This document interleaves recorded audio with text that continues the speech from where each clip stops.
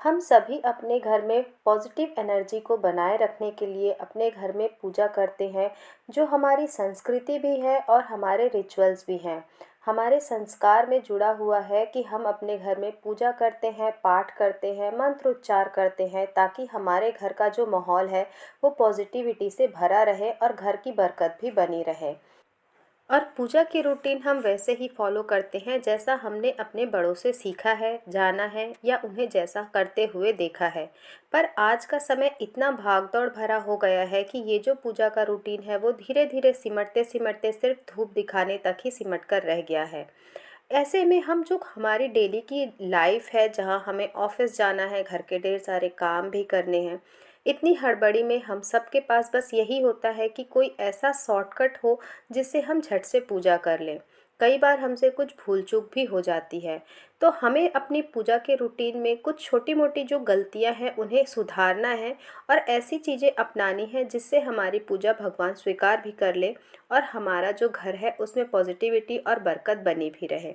तो आज मैं आप लोगों के साथ कुछ ऐसे ही बातें शेयर करने जा रही हूँ, जो हमें हमारे डेली पूजा का जो रूटीन है, जो हम दोनों समय की अपने घर में पूजा करते हैं, उसमें हमें उन चीज़ों को फॉलो करना है, ताकि हमारे घर में बरकत भी बनी रहे और घर का माहौल पॉजिटिविटी से भी भरा रहे। तो घर में जब भी हम पूजा करते हैं तो पूजा की शुरुआत हमें हमेशा अपनी दहलीज से करना चाहिए। घर की जो दहलीज है वो माता लक्ष्मी का स्वरूप बताया गया है, इसलिए जब भी आप पूजा करते हैं सबसे पहले अपने घर का जो दहलीज है उसकी पूजा ज़रूर करिए।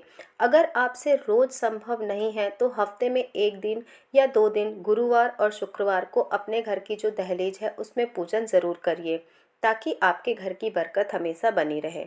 अब पूजन करने के लिए ज़रूरी नहीं है कि आप कोई बड़ी रिचुअल से घंटों बैठ के पूजा करें। बस एक दीपक लगा दीजिए, छोटी सी रंगोली बना दीजिए, कुछ फूल चढ़ा दीजिए, हो गया दहलीज पूजन। तो अपने घर में दहलीज पूजन ज़रूर करिए। दूसरा, जब भी हम पूजा करते हैं तो पूजा करते समय हमें आसन पर बैठकर ही पूजा करनी चाहिए, क्योंकि अगर हम बिना आसन के पूजा करते हैं तो जो हमारे पूजा का जो पुण्य फल है वो हमें नहीं मिलता।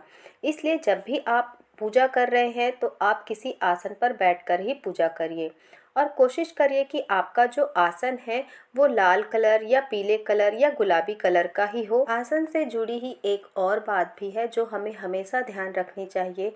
अगर आप मंत्र जाप करते हैं तो आपका आसन अलग होना चाहिए।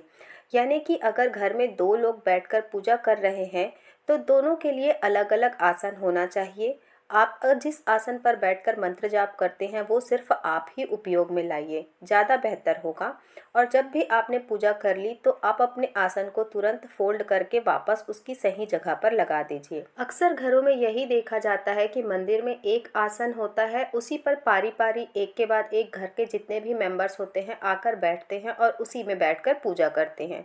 तो ऐसा करने से परहेज करिए। कोशिश करिए कि आपके घर में जितने लोग पूजा करते हैं, खासकर जो मंत्र जाप करते हैं, उनके पास उनका अपना अलग आसन ज़रूर हो। जब भी आप पूजा करते हैं तो आप बाल बांध कर ही पूजा करिए, चाहे आपके बाल छोटे हो या बड़े हों। पूजा करने के समय खुले बाल कर कर पूजा करना हमारे शास्त्रों में वर्जित बताया गया है। इसलिए जब भी आप पूजा करते हैं आप चाहे छोटी सी क्लिप लगाइए, रबर बैंड लगाइए, पूरी चोटी नहीं बना रहे हैं तो थोड़ा छोटा सा क्लचर ही लगा लीजिए, पर अपने बाल को बांध कर ही आप पूजा करिए। पूजा करते समय एक और छोटा सा नियम है जिसे आजकल हम ध्यान में नहीं रखते हैं, वो है सिर ढककर पूजा करना। सिर ढककर पूजा करने का मतलब होता है हम अपने इष्ट के प्रति अपना सम्मान, अपना आदर प्रकट कर रहे हैं। इसलिए जब भी आप पूजा करते हैं आप अपने सिर में कपड़ा ज़रूर रखिए। अगर आप जेंट्स हैं तो आप एक रुमाल रखिए, और अगर आप एक लेडीज़ हैं या आप एक लड़की हैं तो आप दुपट्टा या साड़ी या कोई दूसरा कपड़ा अपने सिर पर ज़रूर रखिए और सिर को ढक कर ही पूजा करिए। अगर आपके घर में ठाकुर जी की सेवा होती है, लड्डू गोपाल की सेवा होती है, तो आप अपने घर में मोरपंख या मोरपंख का बना हुआ जो पंखा होता है वो ज़रूर रखिए और उससे उनकी नज़र ज़रूर उतारिए। क्योंकि ऐसा कहा जाता है और ऐसा देखा भी जाता है कि अक्सर हमारे घर में जो लोग आते हैं उनकी नज़र हमारे मंदिर पर पड़ती है, हमारे भगवान पर, हमारे इष्ट पर पड़ती है।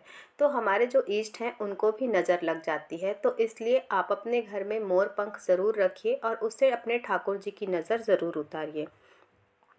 जब कभी भी कुछ शुभ दिन होते हैं, जैसे कि अगर दिवाली है या कोई त्यौहार है, नवरात्रे हैं या अभी अगहन के गुरुवार चल रहे हैं, तो इन दिनों में माता के जो चरण होते हैं उनकी पूजन ज़रूर करिए। घर के बाहर दहलीज पर आप माता के चरण ज़रूर बनाइए और उसकी भी पूजा ज़रूर करिए।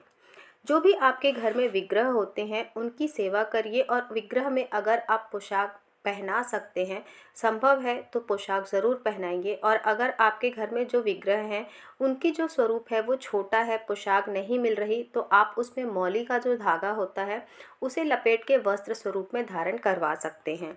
आपके घर में तुलसी की सेवा भी आप ज़रूर करिए। तुलसी में जब आप दीपदान करिए। घर में तुलसी का होना साइंटिफिक तरीके से भी काफ़ी अच्छा माना जाता है और पौराणिक तरीके से भी अच्छा माना जाता है। और ख़ासकर ध्यान रखिए कि जो रविवार का दिन होता है और जो एकादशी और जो द्वादशी होती है, इन दिनों में कोशिश करिए कि आप तुलसी दल को तोड़ने से परहेज करिए, क्योंकि इन दिनों में माता तुलसी विश्राम कर रही होती हैं, उनको इस दिनों पर तोड़ा नहीं जाता है।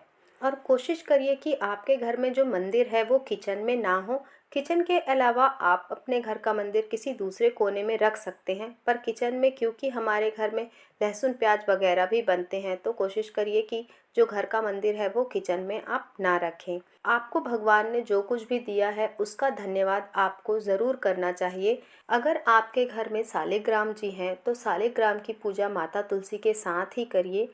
और कहा गया है कि सालिग्राम का जो स्नान है, जो उनका अभिषेक है, वो पुरुष ही कर सकते हैं।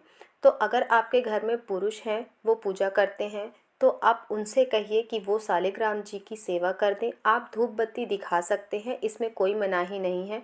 घर में जब आप मंदिर जो है आपका घर में, वहाँ जब आप पूजा कर लेते हैं तो आपको अपने घर में भी कपूर और धूप की धुनी ज़रूर दिखानी चाहिए, ताकि जो घर का माहौल है वो पॉजिटिव बना रहे और जो भी नेगेटिव एनर्जी है वो आपके घर से बाहर चली जाए। तो इस तरीके से इन बातों को फॉलो करके आप अपने घर की जो पूजा का रूटीन है, जो डेली आप पूजा करते हैं, उसे पूरा कर सकते हैं।